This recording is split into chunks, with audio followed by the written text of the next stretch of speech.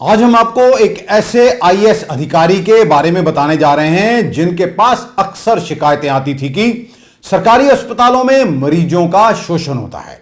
जो मरीज यहां पर इलाज के लिए आते हैं उनसे पैसा भी वसूल किया जाता है और उन्हें महंगी दवाइयां लिखकर दी जाती हैं।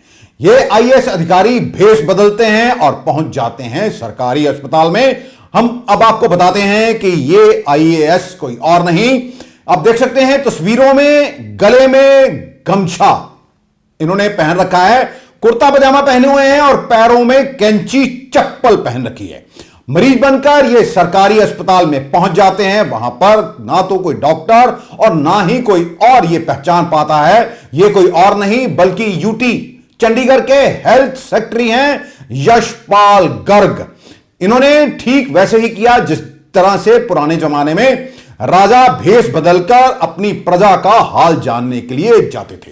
तस्वीरों में आप साफ देख सकते हैं कि एक कुर्ता पजामा पहने हुए एक अधेड़ सा व्यक्ति लाइन में खड़ा हुआ है। कभी उसके हाथ में पर्ची देखी जा सकती है और एक हाथ में उसके दवाइयां भी देखी जा सकती हैं।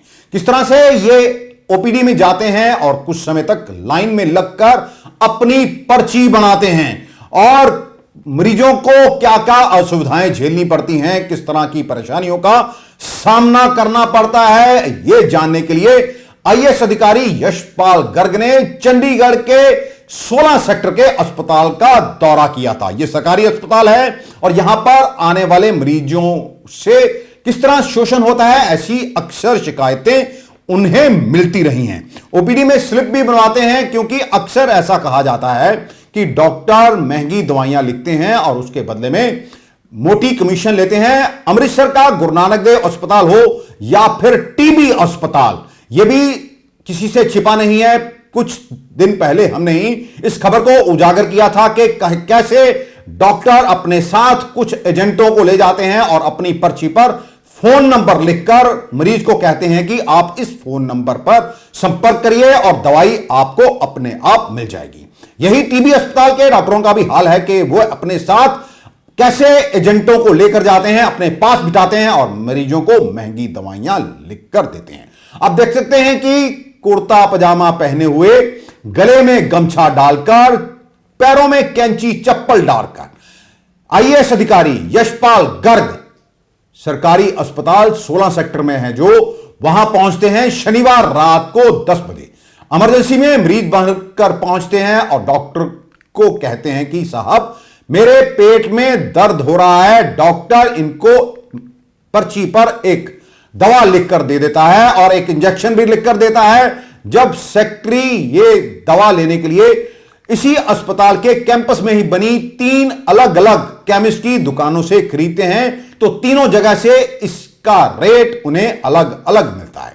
डॉक्टर का लिखा हुआ ब्रांड सिर्फ मैकैन सिर्फ एक ही दुकान पर उपलब्ध था जबकि दूसरी दुकानों में संबंधित दूसरे ब्रांड के सिरप थे जिसके रेट कम थे। अस्पताल से लेकर केमिस्ट शॉप में यशपाल गर्ग करीब 1 घंटे तक रहते हैं लेकिन इस दौरान उन्हें कोई पहचान नहीं पाता है क्योंकि उन्होंने बेहद सादा कपड़े पहने होते हैं और एक आम आदमी का जो है रूप उन्होंने बनाया होता है।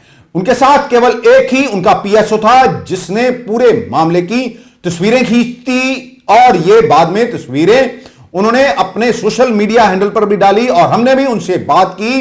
अब हेल्थ सेक्रेटरी यशपाल जो गर्ग हैं उन्होंने डायरेक्टर हेल्थ से भी एक्सप्लेनेशन मांग ली है और यह पूछा है कि आखिरकार डॉक्टरों को जो हिदायत दी जाती है वह इनका पालन क्यों नहीं करते हैं। उन्होंने जो हेल्थ डायरेक्टर हैं उनसे कमेंट्स भी मांग लिए हैं और डॉक्टरों को बताना होगा कि उन्होंने सिर्फ इसी ब्रांड की दवा क्यों लिखी जिसमें केमिस्ट वो दवा केवल एक ही केमिस्ट के पास क्यों उपलब्ध थी। उन्होंने महंगी दवा क्यों लिखी, साथ में साल्ट क्यों नहीं लिखा। हमेशा यह एक विवाद रहा है कि अक्सर सेहत विभाग के आदेश आते हैं कि डॉक्टर की ओर से सरकारी अस्पतालों में खास तौर पर किसी को ब्रांड नेम नहीं लिखकर दिया जाएगा लेकिन यहां पर तो डॉक्टरों ने अपने अपने एजेंट रखे हुए हैं, अपनी अपनी दुकानें लगा रखी हैं जहां पर उन निर्धारित दुकानों पर ही मरीजों को दवा लेने के लिए भेजा जाता है। शनिवार की रात करीब 10 बजे सेक्रेटरी हेल्थ यशपाल गर्ग अस्पताल में पहुंचते हैं और डॉक्टरों के पास उस समय 6 से 7 लोग खड़े होते हैं। ओपीडी में वह लाइन में खड़े हो जाते हैं। 10 मिनट खड़े होकर उनकी बारी आती है। डॉक्टर जब पूछते हैं कि आपको क्या हुआ, तो अपना नाम पहले डॉक्टर को बताते हैं कि मेरा नाम राजपाल है और मेरे पेट में दर्द हो रहा है। डॉक्टर ओपीडी कार्ड बना देता है और एक इंजेक्शन लगाने के लिए कहता है और मकैन सिरप लेने की सलाह दी जाती है। आप साथ साथ तस्वीरें देख सकते हैं कि किस तरह वह एक बिल्कुल सादे आदमी बनकर अस्पताल में गए थे और वह कभी इधर तो कभी किसी दुकान पर खड़े नजर आ रहे हैं और कभी दवा की पर्ची हाथ में लेकर इधर उधर घूम रहे हैं। जो डॉक्टर उन्हें जांच रहा था, उन्हें इस बात का आभास ही नहीं था कि जिसे वह आम व्यक्ति समझ रहा है वह कोई और नहीं बल्कि चंडीगढ़ के हेल्थ सेक्रेटरी हैं।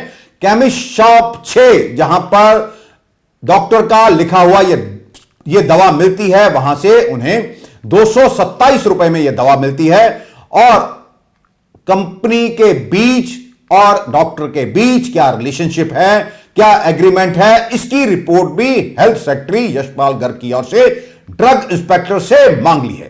तीनों दुकानों पर जब उन्होंने बिल मांगा तो उन्हें बिल तो दिए गए, लेकिन बिल तब दिए गए जब उन्होंने इसके बिल मांगे। इसलिए ड्रग इंस्पेक्टरों को इसको लेकर कारण बताने के भी आदेश जारी किए गए हैं। दुकान नंबर 6 ऐसी है जिसका के विवाद चल रहा है। यह दवा वहीं मिली। जानकारी के मुताबिक यशपाल गर्ग जो कि आईएएस अधिकारी हैं, केमिस्ट दुकान नंबर 6 पर जाते हैं। यहां पर उन्हें वह दवा मिल जाती है जो डॉक्टर ने उन्हें लिखकर दी होती है। उसकी कीमत होती है 227 रुपए।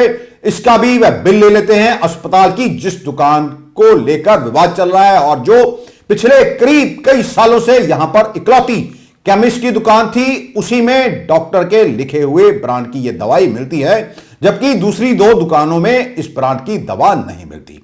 अमृतसर में भी यही हाल है कि अंदर कुछ ऐसी दुकानें हैं जिन पर सालों साल कब्जा है। सरकार कोई भी हो, लेकिन इन दुकानों को खाली नहीं करवा पाया है। आखिरकार अधिकारियों और इन दुकानदारों में साठ गांठ क्या है, यह अभी तक पता नहीं चल पाया है। जिन दुकानों का किराया कुछ हजार रुपए है, अगर आज के डेट में उन दुकानों को नीलाम किया जाए तो सरकार को खासी कमाई हो सकती है। केमिस्ट शॉप नंबर 9 में यहां आईएएस अधिकारी यशपाल गर्ग को बताया गया कि उनके पास डॉक्टर की लिखी हुई दवा तो नहीं है, लेकिन उन्होंने और दवा उनको दे दी। यह कहा गया, उन्हें यह बताया गया कि यह डॉक्टर जो भी दवा लिखता है वह दवा कुछ ही दुकानों पर मिलती है। उन्हें दूसरा सिरप दे दिया जाता है जिसका रेट था 100 रुपए, लेकिन साथ ही यह कह देते हैं कि यह दवा आप डॉक्टर को दिखा लें। अगर डॉक्टर मना करते हैं तो आप इस दवा को वापस लौटा देना। यहां पर भी बिल दुकानदार ने खुद नहीं दिया, मांगने पर बिल दिया। सेक्रेटरी यह दवा डॉक्टर को दिखाने के लिए जाते हैं तो डॉक्टर इस दवा को लेने से मना कर देता है। जब कहा कि उनकी लिखी ये दवा नहीं मिल रही है तो वह 60 लिखकर भेज देते हैं। इसी दुकान पर दोबारा सेक्रेटरी पहुंचे तो दुकानदार वह दवा वापस लेकर दूसरे ब्रांड की दवा दे देता है और बिल रिवाइज करता है 136 रुपए का। और फिर जाते हैं ये केमिस्ट दुकान नंबर 7 पर। यहां पर भी दूसरे ब्रांड की दवा सेक्रेटरी को 135 रुपए में मिलती है। यहां पर भी मांगने के बाद ही उन्हें बिल दिया जाता है। सेक्रेटरी ने डायरेक्टर हेल्थ सर्विसेज जो हैं यूटी के चंडीगढ़ के, उनसे 15 दिनों में रिपोर्ट मांग ली है और बाकी स्टाफ से भी रिपोर्ट तलब कर ली है। जो सिर्फ डॉक्टर ने लिखा था वह परवाणु हिमाचल प्रदेश में बना हुआ है और यह कहा जा रहा है कि दूसरी दवाओं के मुकाबले में खासा महंगा था। 2 दुकानों से जो दवा दी गई थी वह सस्ती थी, इसलिए सेक्रेटरी ने 15 दिनों में डायरेक्टर हेल्थ और बाकी स्टाफ से रिपोर्ट तलब कर ली है। डॉक्टर ने पेट दर्द होने पर जब मरीज ने बताया कि मेरा पेट दर्द हो रहा है तो 60 लिखने की बजाय दवा का ब्रांड क्यों लिख दिया। 2 अलग अलग दुकानों से लिए गए ब्रांड के मुकाबले में ये दवाइयां महंगी क्यों थी। ये आप किस तरह सादे ढंग से ये सेक्रेटरी वहां पर जाते हैं। अगर ये लाव लश्कर के साथ जाते तो शायद इस खेल का खुलासा नहीं हो पाता। सेक्रेटरी ने यह लिखा है कि क्या मरीज को महंगी दवा खरीदने के लिए मजबूर करना जरूरी था। उन्हें शिकायतें मिल रही थी कि कुछ डॉक्टर की दवा प्रमोट करने वालों से सांठ गांठ है और वह स्पेसिफिक केमिस्ट शॉप से ही दवाइयां खरीदने के लिए मरीजों को कहते हैं और लेबोरेटरी वालों को भी अंदर ही बुला लिया जाता है, और जिस तरह के गुरु नानक देव अस्पताल में होता है और टीबी अस्पताल में यही प्रक्रिया दोहराई जाती है। इसको लेकर वेरिफिकेशन की जा रही है कि आखिरकार माजरा क्या है। आरोप सही मिलते हैं तो कार्रवाई की जाएगी। वहीं जेनरिक दवाओं और डॉक्टर की तरफ से जो लिखी गई दवाई लिखी जाती है उसको लेकर भी 2 जनवरी को ही सेक्रेटरी की ओर से आदेश जारी किए गए थे।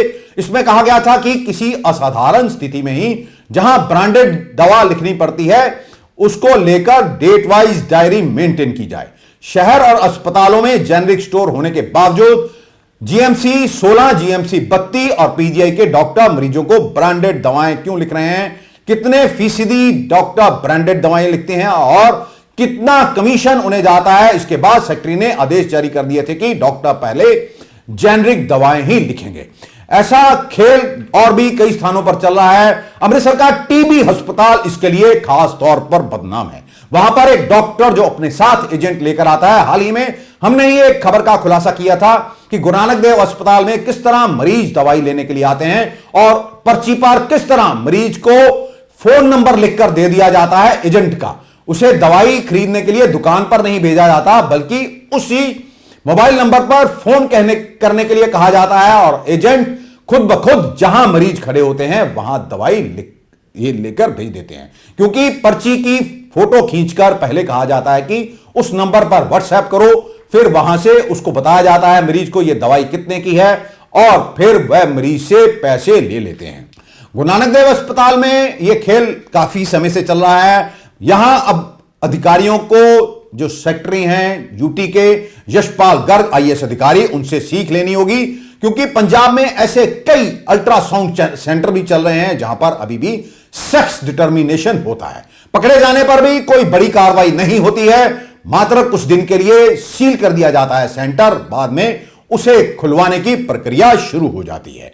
अब सरकार कोई भी हो, गुरु नानक देव अस्पताल में जो अंदर दुकानें हैं वह इतने ताकतवर हैं कि उनका जो कॉन्ट्रैक्ट खत्म हो जाने के बावजूद भी दुकानें खाली नहीं कर रहे हैं। आयुष्मान के तहत आने वाले मरीजों से भी भारी लूट की जाती है। मरीजों को बिल नहीं दिया जाता और उन्हें महंगी दवाइयां खरीदने को मजबूर किया जाता है।